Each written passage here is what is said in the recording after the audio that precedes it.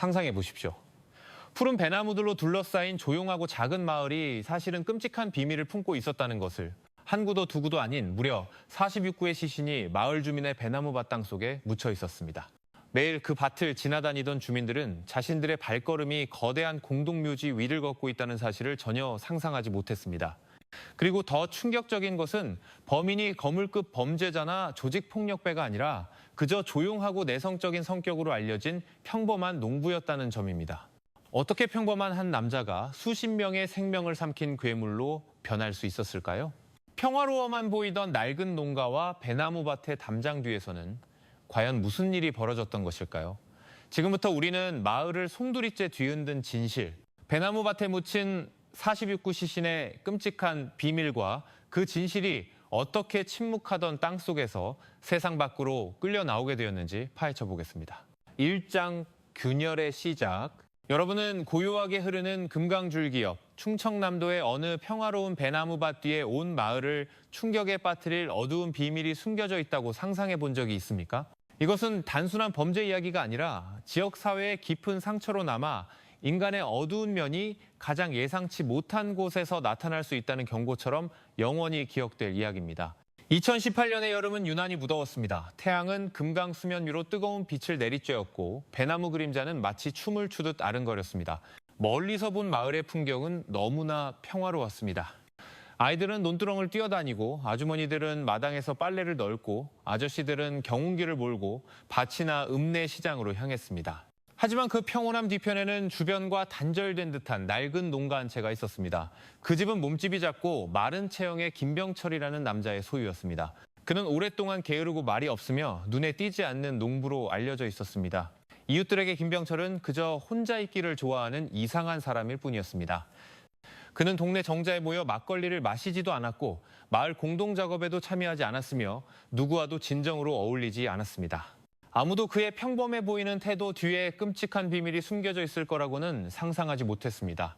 그의 집 뒤에 있는 배나무 밭은 더 이상 단순한 과수원이 아니었습니다. 그곳은 이미 거대한 공동묘지로 변해 있었습니다. 이 이야기는 인근 지역의 여러 가족이 실종자 신고를 하면서 수면 위로 떠오르기 시작했습니다. 실종자들은 대부분 일용직 노동자들이나 돈을 벌기 위해 이 지역으로 흘러들어온 젊은 외지인들이었습니다. 처음에는 모두들 그들이 더 큰 도시로 돈을 벌러 갔거나 당시 해안가에서 종종 발생하던 인신매매의 희생양이 되었을 것이라고 생각했습니다. 하지만 시간이 지남에 따라 실종자 수는 점점 늘어났고 의심이 싹트기 시작했습니다. 김병철의 집에서 멀지 않은 곳에 사는 최 노인은 그의 밭 옆 작은 개울을 지날 때마다 몇 번이고 이상한 냄새를 맡았습니다. 햇볕이 뜨겁게 땅을 달굴 때마다 코를 찌르는 악취가 피어올랐습니다.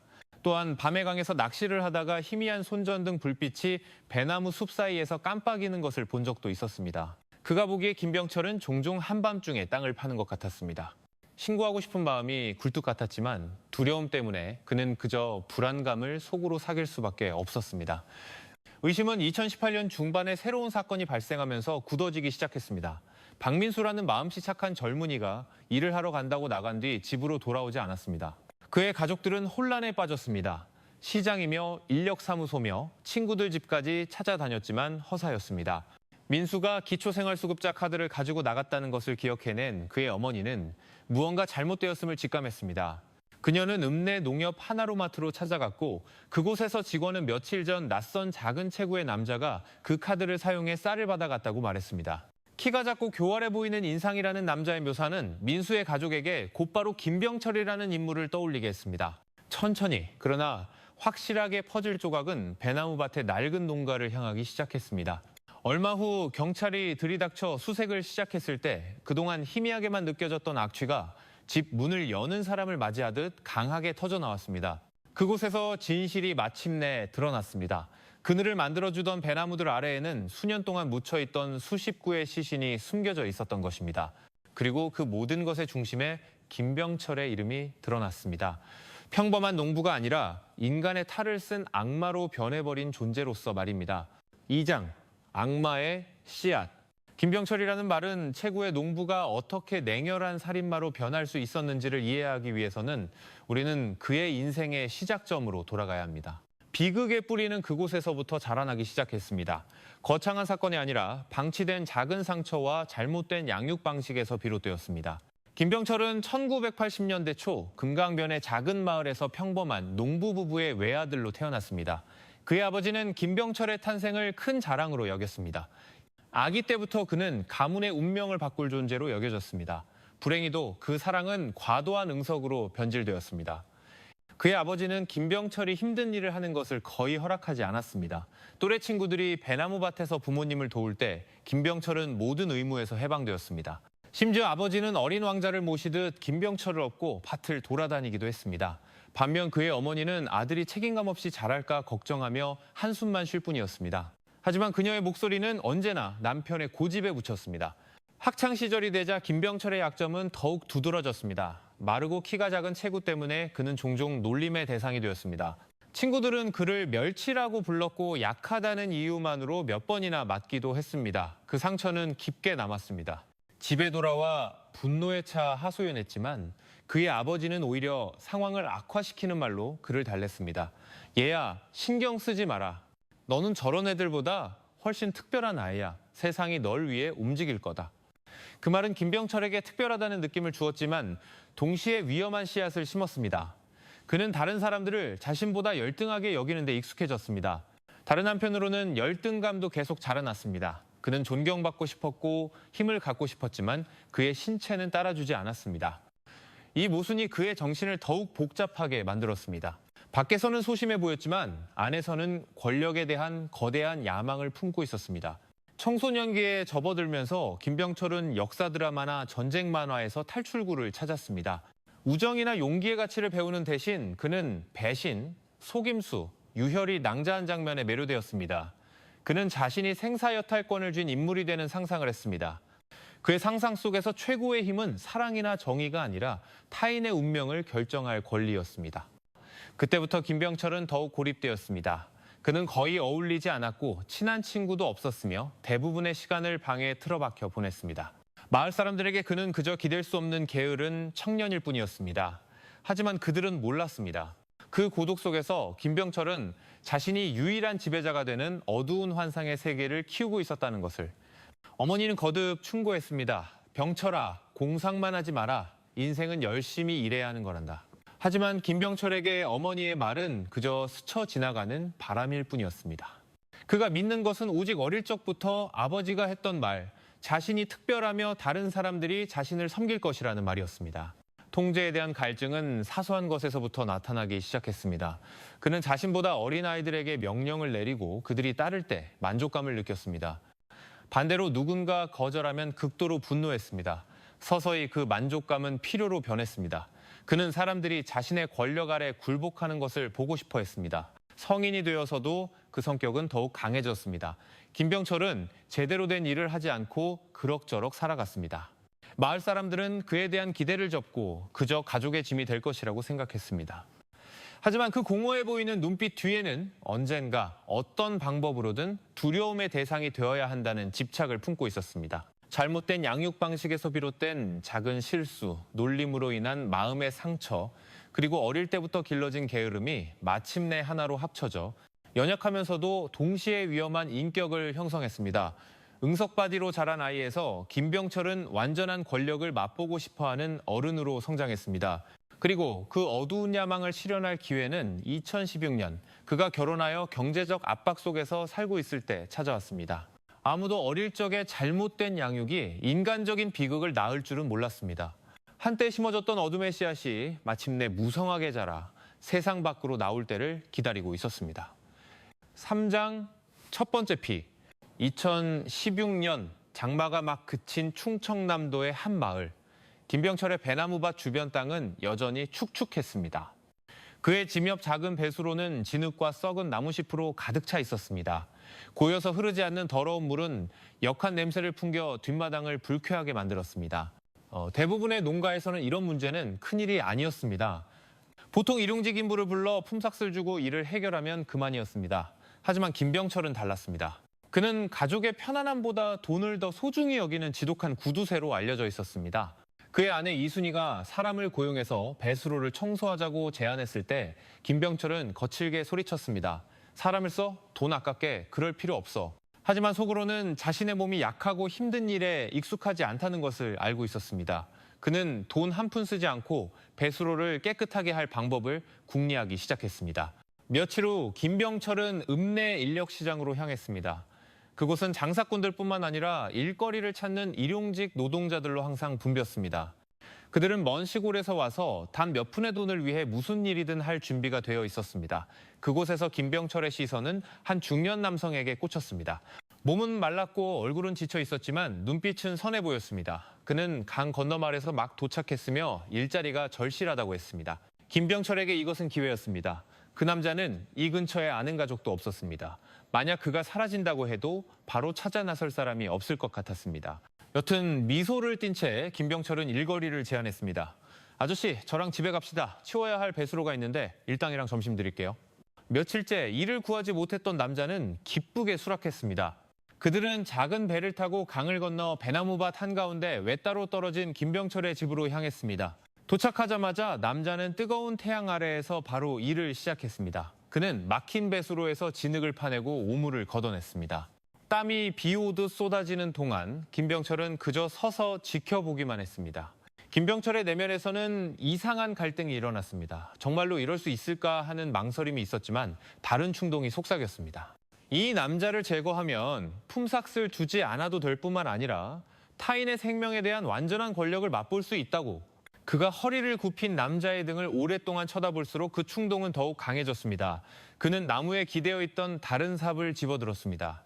심장은 격렬하게 뛰었지만 그의 표정은 여전히 무표정했습니다.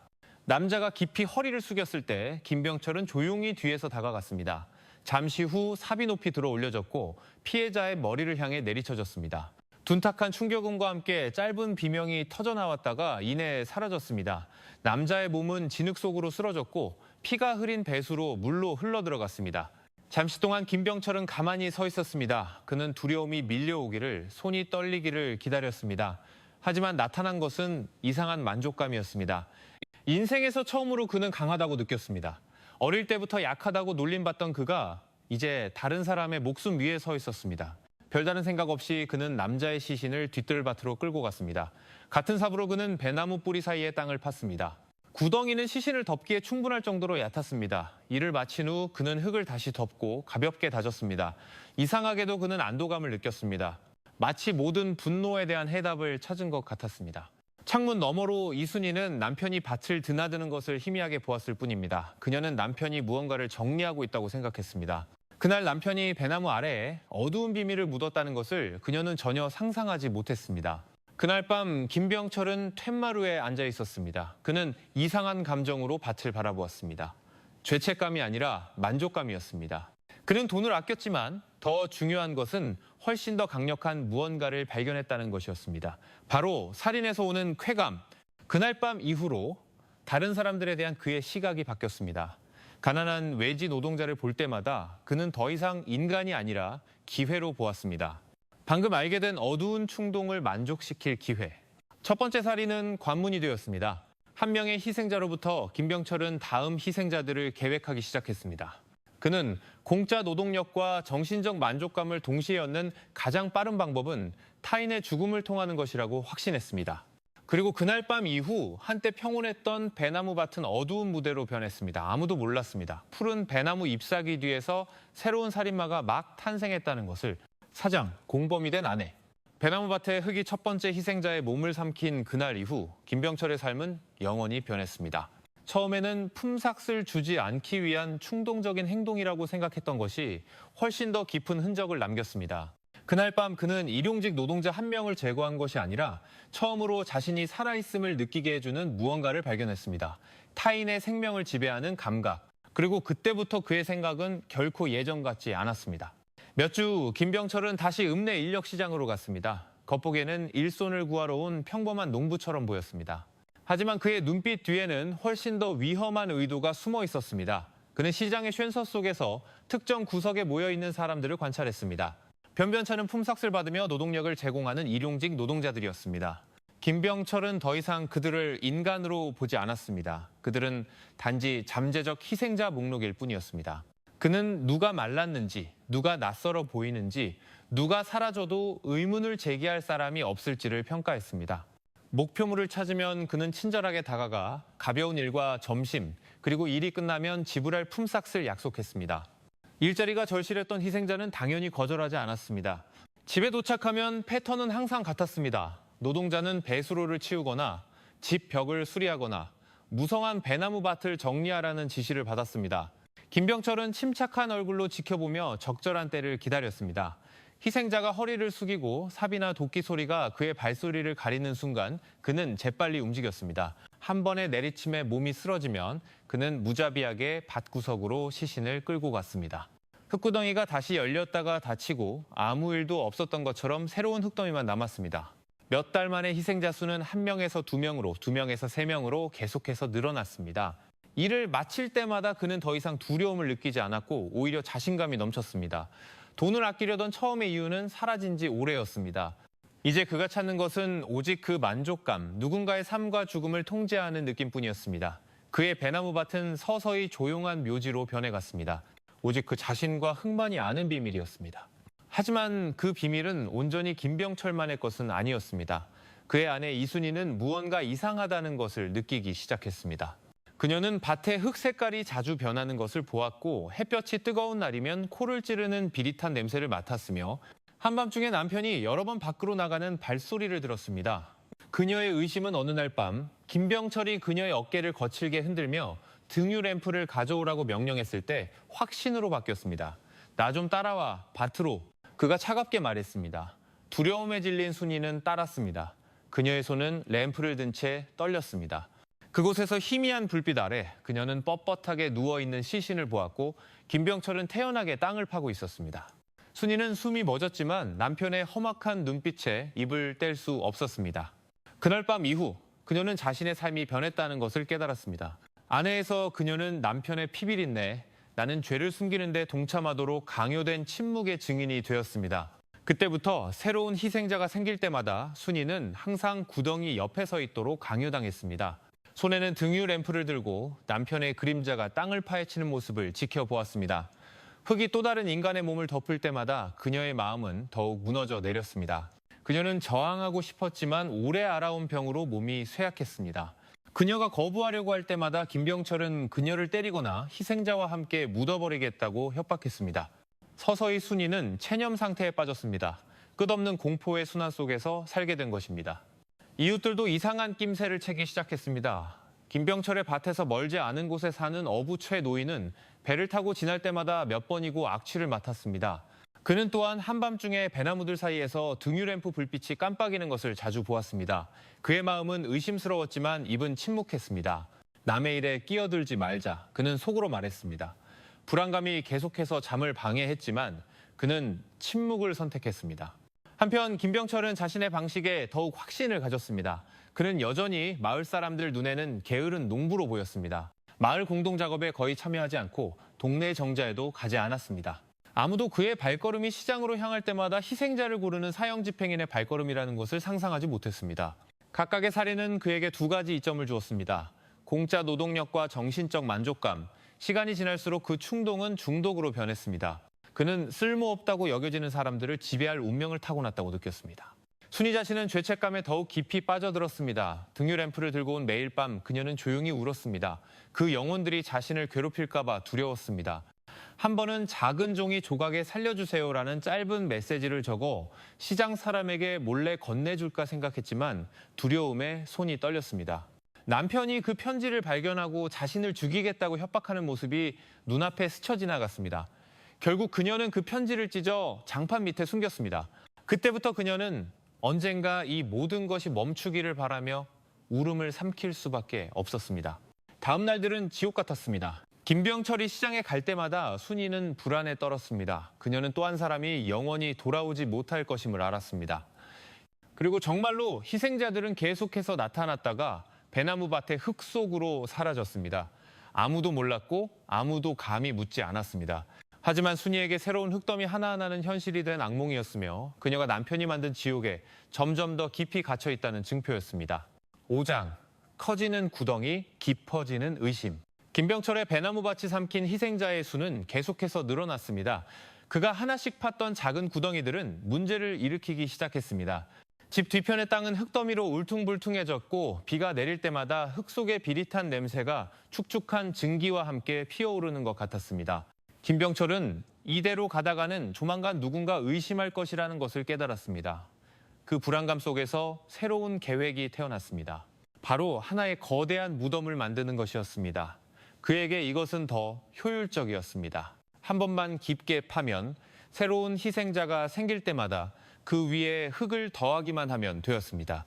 그는 이웃이나 개울을 지나는 사람들의 눈에 띄지 않는 키 큰 배나무들로 가려진 밭의 가장 외진 구석을 장소로 선택했습니다. 그 큰 작업을 위해서는 추가 노동력이 필요했습니다. 그는 다시 읍내 인력 시장으로 향했습니다. 일용직 노동자들 무리 속에서 그의 눈은 이진우라는 젊은이에게 꽂혔습니다. 몸은 튼튼했지만 얼굴은 어두웠습니다. 짧은 대화를 통해 김병철은 진우가 시련의 상처를 잊기 위해 일자리가 필요하다는 것을 알았습니다. 김병철에게 그는 완벽한 목표물이었습니다. 정신적으로 취약하고 외지인이며 구슬리기 쉬운 젊은이. 김병철은 다정한 말투로 일거리를 제안했습니다. 좀 깊게 파야 할 땅이 있는데 품삯은 더 넉넉하게 쳐주지. 일자리를 찾다 지친 진우는 당연히 고개를 끄덕였습니다. 그들은 조용한 배나무밭으로 향했습니다. 하루 종일 진우는 열심히 일했습니다. 그의 삽은 흙을 갈랐고 땀은 얇은 티셔츠를 흠뻑 적셨습니다. 김병철은 멀지 않은 곳에 서서 감독하는 척했지만 그의 머릿속은 사악한 의도로 가득 차 있었습니다. 그는 젊은이를 제거할 적절한 타이밍을 재고 있었습니다. 하지만 갑자기 삽이 무언가에 부딪히는 단단한 소리가 그의 생각을 흐트렸습니다. 진우는 동작을 멈추고 땅을 살피기 위해 쪼그려 앉았습니다. 그는 손으로 흙을 조금 파헤쳤고 그곳에서 하얀 뼈 조각이 드러났습니다. 그의 얼굴은 놀라움으로 가득 찼습니다. 아저씨, 이거 사람 뼈 같은데요? 여기 혹시 옛날 무덤이라도 있었나요? 그가 순진하게 물었습니다. 김병철의 피가 순간 차갑게 식었습니다. 그는 예전 희생자의 유해가 새로운 구덩이 자리에서 그리 멀지 않은 곳에 있을 줄은 예상치 못했습니다. 그의 얼굴은 창백해졌고 머릿속은 혼란스러워졌습니다. 지금 진우를 죽이면 문제는 해결될지 모르지만 이전 희생자들과는 달랐습니다. 이 젊은이는 이웃 마을에 가족이 있었습니다. 만약 사라진다면 분명히 찾으러 올 것이었습니다. 위험 부담이 너무 컸습니다. 억지 미소를 지으며 김병철은 말했습니다. 아마 옛날 무덤 흔적인가 보네. 예전 사람들이 쓰던 거니 무서워할 거 없어. 계속하게. 하지만 그의 눈빛은 불안했고 진우는 그것을 느낄 수 있었습니다. 더 이상 묻지는 않았지만 그는 의심을 품었습니다. 그날 오후 김병철은 평소보다 일찍 작업을 중단하기로 결정했습니다. 그는 진우에게 약간의 돈을 쥐어주며 집으로 돌려보냈습니다. 나머지는 다음에 계속하지. 그가 말했습니다. 진우는 순순히 따랐고 자신이 방금 죽음의 문턱에서 벗어났다는 사실을 모른 채 떠났습니다. 만약 김병철이 다른 결정을 내렸다면 그의 몸은 자신이 본뼈와 함께 묻혔을 것입니다. 그날 밤 김병철은 툇마루에 앉아 생각에 잠겼습니다. 그는 희생자가 많아질수록 발각될 위험도 커진다는 것을 깨달았습니다. 하지만 그렇다고 멈출 생각은 없었습니다. 오히려 그는 더욱 조심스러워졌습니다. 그는 이 근방에 가까운 가족이 없는 정말로 낯선 희생자만을 고르기로 결심했습니다. 그래야 그들이 사라져도 아무도 답을 요구하지 않을 것이기 때문입니다. 한편 이순희는 거대한 무덤 계획이 실현되는 것을 조용히 지켜볼 수밖에 없었습니다. 밤마다 그녀는 여전히 등유램프를 들고 남편이 땅 파는 것을 비추도록 강요당했습니다. 그녀는 더 이상 놀라지 않았고 밭의 흙이 점점 더 깊고 넓어지는 것을 볼 때마다 더욱 절망할 뿐이었습니다. 때때로 그녀는 그 땅이 마치 들리지 않는 비명을 품고 고동치는 것처럼 느꼈습니다. 그녀의 마음은 죄책감으로 가득 찼지만 두려움이 그녀의 입을 굳게 닫았습니다. 그녀는 저항하고 싶었지만 몸이 약했습니다. 한 번은 도망치려고 했지만 김병철의 눈빛을 보고 걸음을 멈췄습니다. 그 눈은 만약 감히 도망치면 그녀 자신도 다음 희생자가 될 것이라고 말하는 듯한 위협으로 가득 차 있었습니다. 집 밖에서는 실종자에 대한 소문이 점점 더 자주 들려왔습니다. 강 건너 마을에서 온 노동자가 돌아오지 않았고 시장에서 잠깐 보였던 젊은이가 갑자기 사라졌습니다. 사람들은 수군거렸습니다. 일부는 해안 지역에서 성행하던 인신매매를 탓했습니다. 경찰은 신고를 접수했지만 명확한 단서가 없어 모든 사건은 서류 더미 속에서 멈춰섰습니다. 그동안 배나무밭의 거대한 구덩이는 계속해서 넓어졌고 하나씩 생명을 삼켰습니다. 그리고 그 축축한 땅 위에는 떨리는 손으로 램프를 든 한 연약한 여인이 자신의 집이 지옥으로 가는 문이 되었음을 깨달으면서 있었습니다. 6장, 좁혀오는 수사망. 2017년이 지나고 2018년이 되면서 읍내 주변의 실종자 소식은 더욱 잦아졌습니다. 시장 상인들은 강 건너에서 온 노동자가 돌아오지 않았다고 일자리를 구하러 간다던 젊은이가 흔적도 없이 사라졌다고 수군거렸습니다. 처음에는 우연으로 여겨졌지만 시간이 흐를수록 그 수는 무시하기에는 너무 많아졌습니다. 하나둘씩 가족들이 충남지방경찰청을 찾아와 슬픔 가득한 이야기를 털어놓았습니다. 그들은 아들이나 남편, 형제가 마지막으로 읍내 인력시장에서 일자리를 구하러 갔다가 사라졌다고 말했습니다. 메시지도 소식도 없었습니다. 오직 그들의 마음을 무너뜨리는 침묵만이 남았습니다. 강태식 형사의 책상 위에는 보고서가 산더미처럼 쌓여 있었습니다. 그는 오랫동안 강력 사건을 다뤄왔지만 이번은 달랐습니다. 나타나는 패턴이 그를 불안하게 만들었습니다. 모든 희생자는 외지인이었고 대부분 성인 남성이었으며 이를 구하러 왔다가 사라졌습니다. 명확한 목격자도 확실한 장소도 없었습니다. 일부 가족은 몇 주가 지나서야 신고를 해 추적이 더욱 어려웠습니다. 경찰은 다양한 방법을 시도했습니다. 시장 상인, 노동자, 심지어 강을 지나는 어부들에게까지 물어보았습니다. 대답은 늘 모호했습니다. 누군가는 희생자가 다른 도시로 갔다고 했고 누군가는 불법 조직에 넘어갔을 것이라고 추측했습니다. 마지막 추측은 꽤 설득력이 있었습니다. 해안 지역은 불법 인력 송출이 잦았기 때문입니다. 경찰은 몇 차례 항구에 인력을 배치하고 배를 검문했지만 아무것도 발견하지 못했습니다. 사건들은 안개 속에 갇힌 듯 방향을 잡지 못했습니다. 경찰이 바다와 수로를 샅샅이 뒤지는 동안 김병철은 더욱 안전하다고 느꼈습니다. 그는 경찰이 인신매매 조직을 의심하고 있다는 소식을 듣고 속으로 비웃었습니다. 잘 됐군. 엉뚱한 곳이나 찾게 내버려둬. 그의 밭은 여전히 조용했고 집 뒤의 큰 구덩이는 한 명씩 희생자를 삼키며 점점 더 깊어졌습니다. 하지만 모든 사람이 완전히 눈 감고 있었던 것은 아닙니다. 김병철의 밭 근처에 사는 어부 최 노인은 용기를 내기 시작했습니다. 그는 몇몇 이웃에게 밭 쪽에서 이상한 냄새가 나고 한밤중에 등유램프 불빛이 깜빡이는 것을 여러 번 봤다고 이야기했습니다. 하지만 사람들은 그저 그의 어깨를 두드리며 말할 뿐이었습니다. 함부로 의심하지 말게. 증거도 없이 사람 잡을 일 있나. 최 노인의 의심은 더 이상 발전하지 못하고 뜬 소문으로 그쳤습니다. 작은 집안에서 이순희는 공포에 더욱 잠식되어 갔습니다. 남편이 시장에 갈 때마다 그녀는 또 다른 생명이 사라질 것을 알았습니다. 밤이면 밤마다 그녀는 끔찍한 기분으로 등유램프를 들고 남편이 축축한 흙을 덮는 것을 지켜봐야 했습니다. 얼굴은 창백하고 눈은 부어 있었지만 입은 굳게 닫혀 있었습니다. 그녀는 단 한마디라도 잘못하면 자신도 그곳에 묻힐 수 있다는 것을 알았습니다. 강태식 형사 자신도 잠을 편히 잘 수 없었습니다. 그는 무언가 이상하다고 느꼈습니다. 어느 날 밤 그는 다시 서류 더미를 펼쳐 지도 위에 희생자들의 실종 지점을 표시했습니다. 모든 것은 한 곳, 읍내 인력시장으로 모였습니다. 그는 종이여백에 짧은 메모를 남겼습니다. 해상 조직이 아니라면 육지에서 누군가 이 상황을 이용하고 있을 가능성이 크다. 더 면밀한 감시가 필요하다. 메모는 간단했지만 그의 머릿속에 떠오른 첫 번째 서광이었습니다. 밖에서는 희생자 가족들이 계속해서 기다리고 있었습니다. 툇마루에서 우는 어머니도 있었고 다시는 두드려지지 않을 문을 하염없이 바라보는 아내도 있었습니다. 마을 사당에서는 매일 밤 사라진 이들이 돌아오기를 바라는 기도가 울려 퍼졌지만 그때까지 답은 오지 않았습니다. 경찰이 여전히 바다 쪽을 수색하는 동안 해답은 사실 육지에 숨어 있었습니다. 평범해 보이지만 조용히 자신의 땅에 가장 어두운 비밀을 심어온 한 농부의 배나무밭, 그 무성한 나무들 뒤에 말입니다. 7장, 결정적 실수. 김병철의 배나무밭에 있는 거대한 구덩이는 점점 더 채워져 갔습니다. 그가 일꾼 한 명을 집으로 데려올 때마다 밭은 흔적도 없이 그들을 삼키는 것 같았습니다. 그의 손에는 더 이상 망설임이 없었습니다. 살인은 습관이 되었고 심지어 일과가 되었습니다. 예전에는 망설였지만 이제 모든 것이 너무나 빠르고 냉정하게 진행되었습니다. 그의 눈에 일용직 노동자들은 존재가 중요하지 않은 그저 스쳐 지나가는 그림자에 불과했습니다. 김병철은 자신이 점점 더 강해진다고 느꼈습니다. 그는 자신의 행동을 수확하는 농부에 비유했습니다. 다른 사람들은 배를 따지만 그는 생명을 거두었습니다. 그 오만함은 그의 밭이 결코 법에 의해 뚫리지 않을 요새라고 믿게 만들었습니다. 그가 휘두르는 삽질 하나하나, 그가 쌓아 올리는 흙 한 줌 한 줌이 그에게는 그저 일상의 일부일 뿐이었습니다. 하지만 그 모든 것 뒤에서 이순희는 더욱 망가져갔습니다. 쇠약한 몸은 저항할 수 없게 만들었고 김병철의 위협은 도망칠 모든 희망을 앗아갔습니다. 그녀는 더 이상 소리 내어 울지 않았습니다. 이제 그녀의 눈물은 집 구석에서 조용히 떨어질 뿐이었습니다. 그녀의 생각 속에서 그녀는 매일 무덤 위를 걷는 것 같았습니다. 죄책감이 짓눌렀지만 두려움이 그녀를 침묵하게 했습니다. 그녀는 믿을 사람이 아무도 없었고 남편의 눈빛을 볼 때마다 자신의 목숨이 가느다란 인내심의 끈에 달려 있다는 것을 깨달았습니다.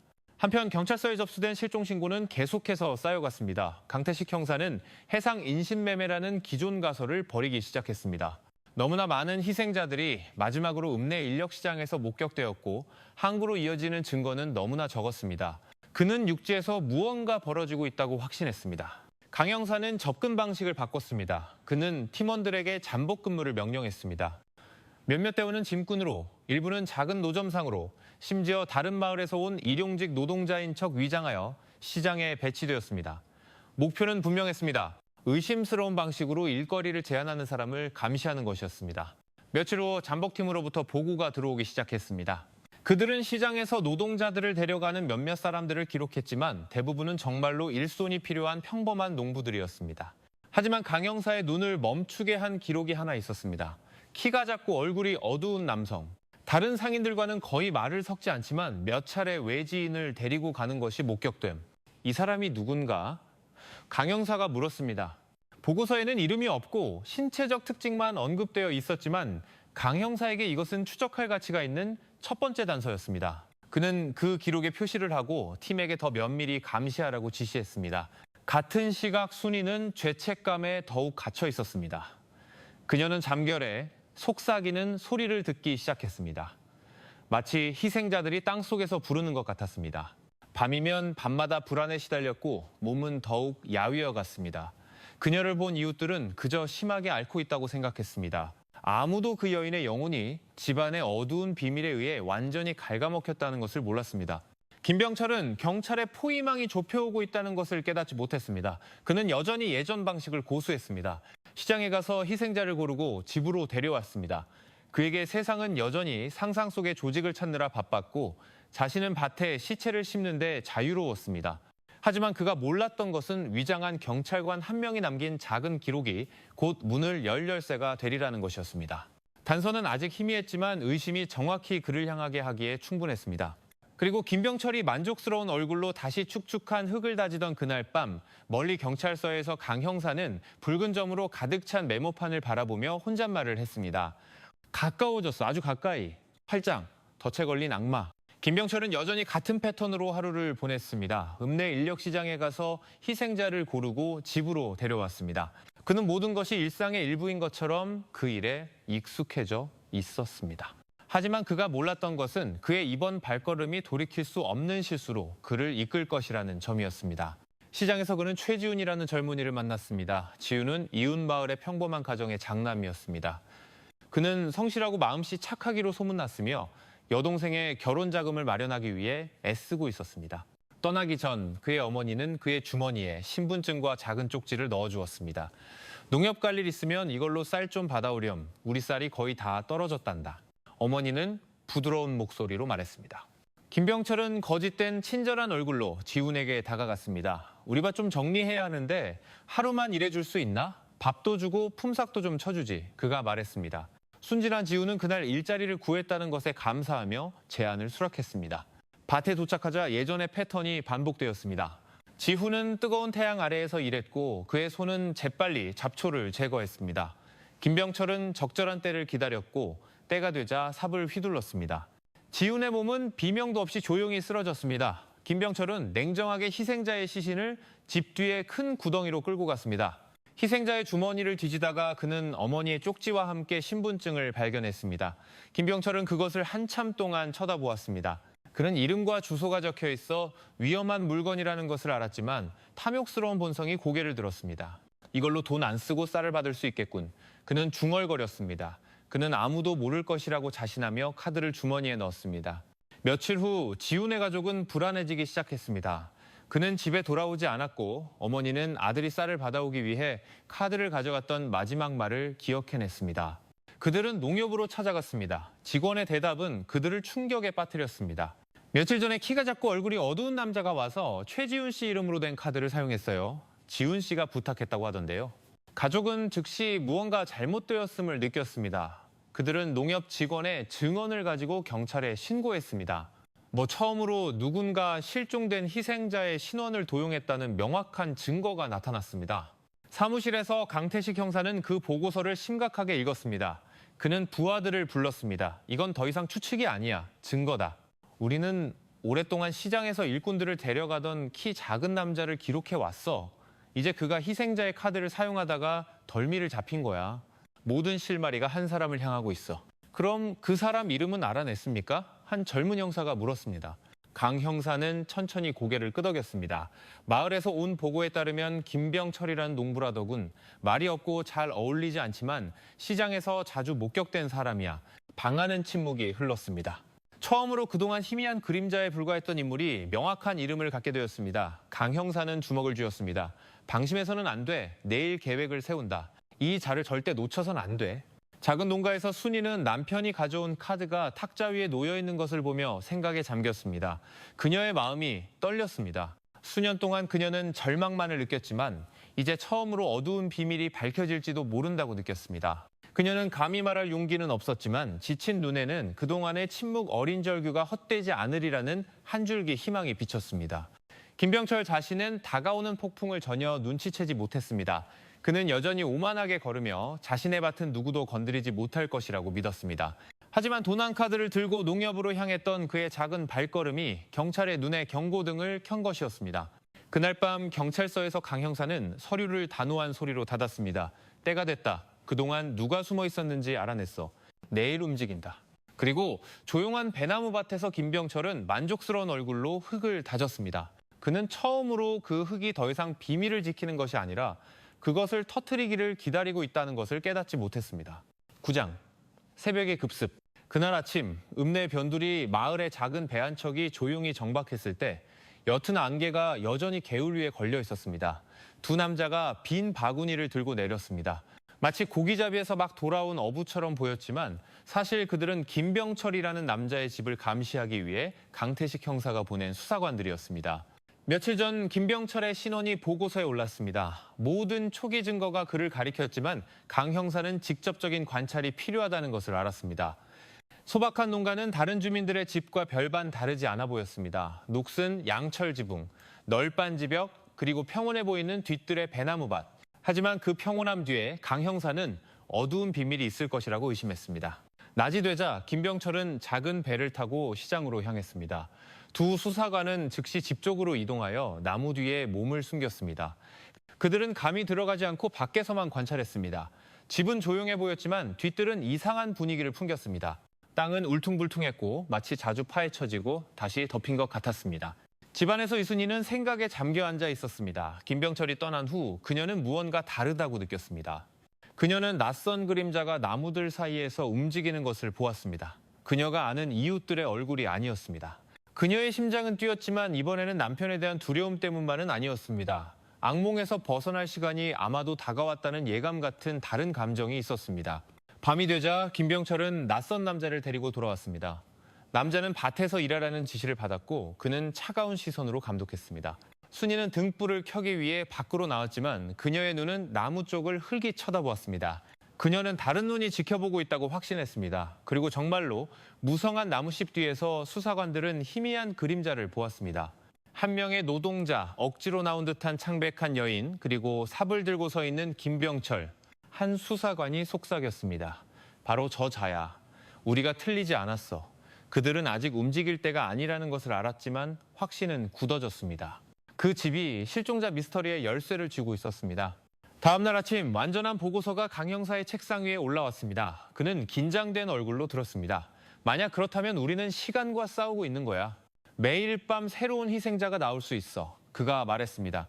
그는 긴급 회의를 위해 핵심팀을 소집했습니다. 작은 회의실은 심각한 분위기로 가득 찼습니다. 마을 지도가 테이블 위에 펼쳐져 있었고 희생자들의 사진이 옆에 쌓여 있었습니다. 강 형사는 손가락으로 김병철의 집 위치를 가리켰습니다. 확실한 증거 없이 바로 덮칠 수는 없어. 그가 방심하게 만들 방법을 찾아야 해. 그런 다음 현장을 덮치는 거야. 한 수사관이 제안했습니다. 대원을 노동자로 위장시켜 보내는 건 어떻습니까? 그가 덫에 걸리면 바로 움직일 수 있습니다. 강 형사는 고개를 저었습니다. 너무 위험해. 목숨이 걸린 일이야. 장난으로 할 수 없어. 그들은 다른 계획을 세웠습니다. 감시를 강화하고 증언을 찾기 위해 주변 주민들에게 접근하며 동시에 김병철의 모든 움직임을 추적하기로 했습니다. 그가 조금이라도 방심하면 경찰은 즉시 그의 길을 막을 준비가 되어 있었습니다. 마을에서 순이는 더욱 불안해졌습니다. 그녀는 외부인이 감시하고 있다는 것을 깨닫기 시작했고 그것은 그녀에게 한 줄기 희망을 주었습니다. 몰래 그녀는 신호를 보내려고 했습니다. 빨래를 널 때 그녀는 줄 끝에 하얀 천 조각을 걸어 누군가 주목하기를 바랐습니다. 우물로 걸어갈 때 그녀는 일부러 오래 멈춰서서 나무 쪽을 돌아보았습니다. 마치 말없이 메시지를 보내고 싶은 것처럼 감시하던 수사관들은 그 움직임을 기록했습니다. 한 명이 나지막이 말했습니다. 저 여자, 그녀는 죄가 없어. 도움을 요청하고 있는 거야. 이 기록은 즉시 강 형사의 손에 들어갔습니다. 그는 잠시 침묵하더니 말했습니다. 만약 그렇다면 그녀는 핵심 증인이 될 수 있어. 그녀가 안전한지 확인해야 해. 한편 김병철은 여전히 자신의 세상에 빠져 있었습니다. 그는 빨랫줄에 하얀 천을 눈치채지 못했고 아내가 숲을 향해 길게 쳐다보는 것도 보지 못했으며 가끔씩 움직이는 낯선 그림자도 의심하지 않았습니다. 그에게 모든 것은 여전히 같았습니다. 외부인은 결코 신경 쓰지 않았고 그의 밭은 영원히 비밀이 될 것이었습니다. 하지만 현실은 달랐습니다. 법의 포위망은 점점 더 좁혀오고 있었습니다. 순이는 이제 큰 결정의 기로에 서 있었습니다. 침묵하고 남편의 비밀과 함께 가라앉거나 아니면 이 모든 것을 멈출 수 있는 문을 열거나 그리고 경찰서에서 강 형사는 지도를 날카로운 시선으로 바라보며 이 지역 최대 미스터리의 해답이 이제 한 뼘 거리에 있다고 확신했습니다. 10장, 진실이 드러난 밤. 그날 밤 경찰서 회의실은 진지한 얼굴들로 가득 찼습니다. 읍내 변두리 마을 지도가 테이블 위에 펼쳐져 있었고 붉은 원이 김병철의 농가를 표시하고 있었습니다. 실종된 희생자들의 사진이 다른 한쪽에 쌓여 마치 정의를 요구하며 되돌아보는 듯 했습니다. 강태식 형사는 똑바로 서서 말했습니다. 내일 움직인다. 우리가 하루 늦을 때마다 새로운 생명이 위협받을 수 있어. 그의 목소리는 우렁찼습니다. 급습 계획은 세부적으로 나뉘었습니다.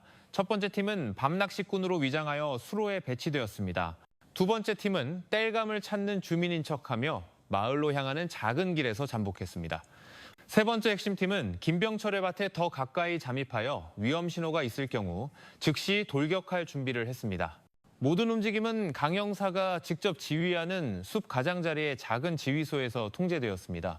농가에서 이순희는 강한 예감을 느꼈습니다. 그녀는 무언가 일어날 것을 알았습니다. 지금까지 그녀는 미묘한 신호만 보냈지만 그날 밤은 더 확실하게 하고 싶었습니다. 김병철이 툇마루에서 삽을 갈고 있을 때 순이는 부엌으로 들어가는 척하다가 큰 항아리를 바닥에 떨어뜨렸습니다. 그 소리는 밤의 정적을 깨고 요란하게 울려 퍼졌습니다. 김병철은 분노에 차 돌아보았습니다. 777 못하기는 시끄럽게 왜 이래? 그가 소리쳤습니다. 그는 그 깨지는 소리가 밭 밖까지 선명하게 들렸다는 것을 몰랐습니다. 무성한 나무 뒤에서 경계하던 수사관 한 명이 즉시 무전으로 보고했습니다. 내부에서 신호, 여자가 무언가를 떨어뜨렸음, 상황 긴급.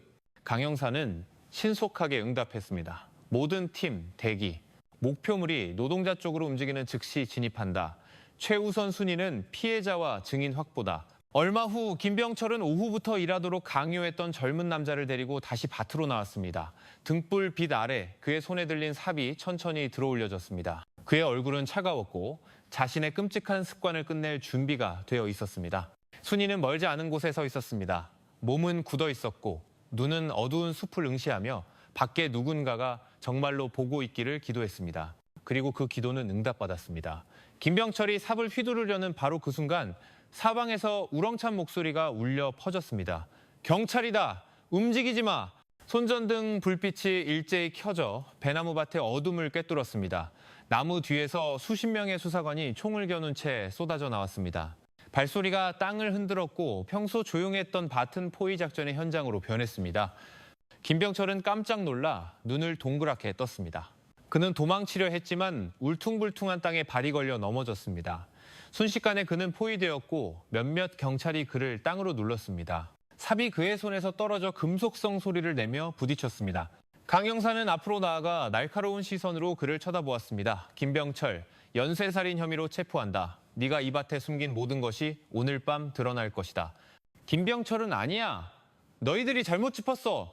라고 소리치며 발버둥 쳤지만 그의 얼굴은 창백했고 주변의 축축하고 울퉁불퉁한 땅은 이미 충분한 침묵의 증인이었습니다.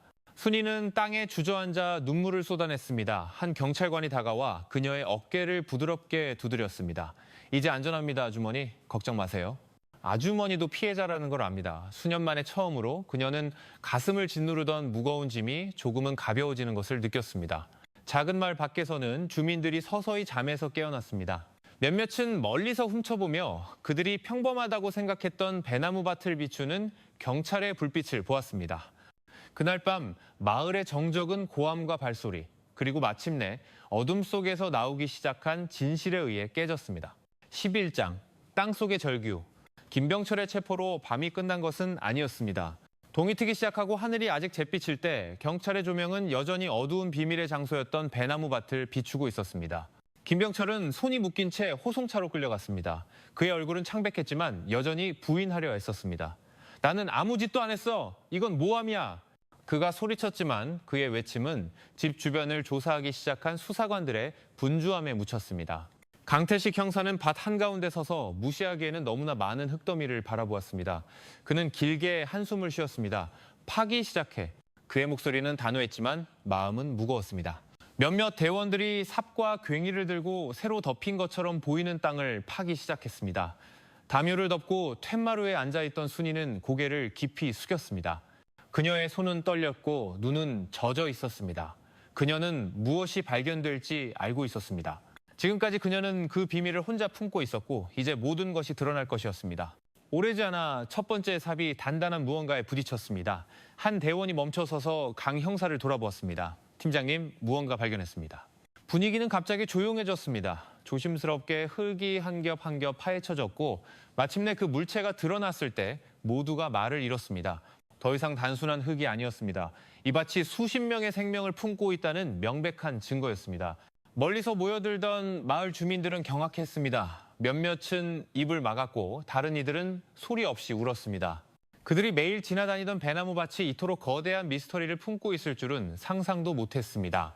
강 형사는 고개를 숙였습니다. 그의 눈에는 눈물이 고였습니다. 수십 년간 경찰로 일했지만 이 순간은 여전히 그의 양심을 강타했습니다. 그는 감정을 억누르며 고개를 들었습니다. 계속해 몇 명이든 전부 다 밝혀내야 해.